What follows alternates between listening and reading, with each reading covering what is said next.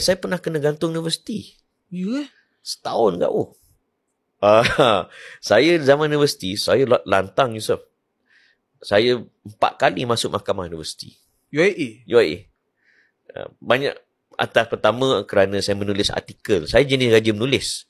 Saya jenis kalau saya baca, saya tak puas kalau saya tak ekspreskan. So saya ekspres dalam penulisan. Saya menulis untuk Berita Harian, saya menulis untuk Utusan Malaysia, saya menulis untuk Harakah masa tu, saya menulis untuk Suara Keadilan.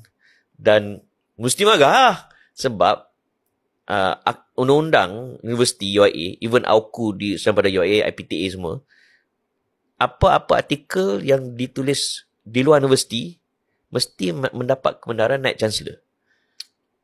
Maksudnya untuk kegunaan luar universiti? Untuk contohnya nak diterbitkan di Berita Harian ke Utusan Malaysia, kalau dia hantar kena universiti lulus dulu, baru boleh hantar. Buku pun sama? Buku pun sama, apa-apa pun penerbitan. So saya pula bila isu semasa kita tulis, kita hantar. Kalau nak dapat kelulusan, maunya seminggu 2 minggu. Isu dah basi dah. Aku hantar je lah. Kena panggil. Kesalahan lain, saya dituduh terlibat dengan pertubuhan haram. Ada juga kesalahan, saya anjurkan demonstrasi dalam universiti.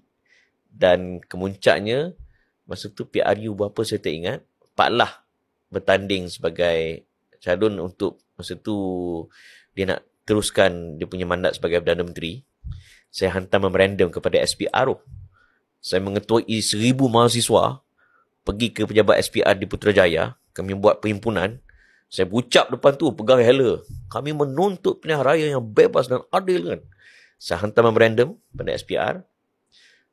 Seminggu ke 3 hari lepas tu kena panggil. Dan dalam mahkamah tu, mahkamah universiti, saya ditanya di asal. Saya jawab, tak ada. Siapa yang tanya? Masa tu, Deputy Rector, Tan Sri Daud Bakar. I mean, masa tu dia punya jawatan dalam universiti tu Timbalan Rector, Deputy Rector.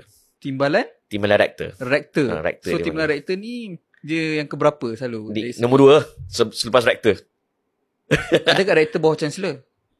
Okay, UIA dia tak panggil Chancellor. Okay. Dia Deputy Rector ni umpama NC, naik Chancellor. Okay, faham. Saya kena soal, saya kata, tak ada, saya tak pergi, saya tak buat. Sekali keluar surat khabar, gambar saya duduk macam ni. Kemar kata kan. Saya kena gantung universiti lah. Yeah. But message yang saya nak sebut, saya memang kritikal. Saya suka orang muda yang berfikiran kritikal. Saya cukup tak suka orang muda yang yes boss.